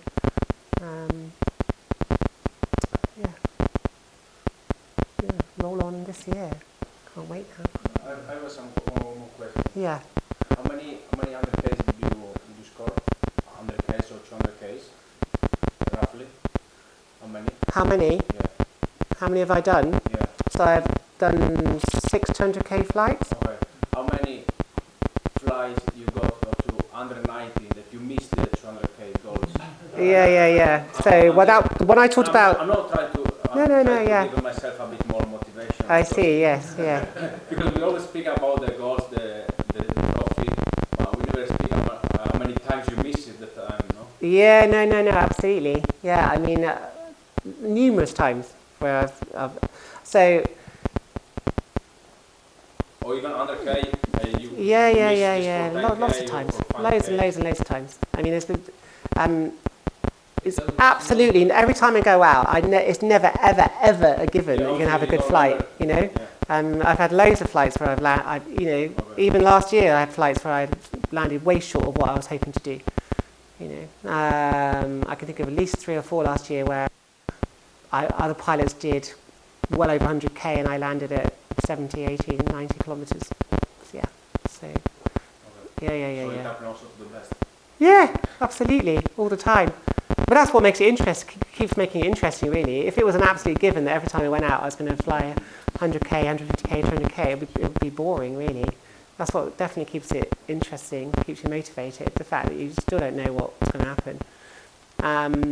I think he was talking last year on a talk about it as well, and it's what keeps it, as Russ would say, the beautiful game. He calls paragliding the beautiful game rather than football because it is like that. Yeah, I think it's a beautiful game in the sense that there's so many variables to it. It's a sport where people can do the sport at so many different levels, so many different disciplines within it.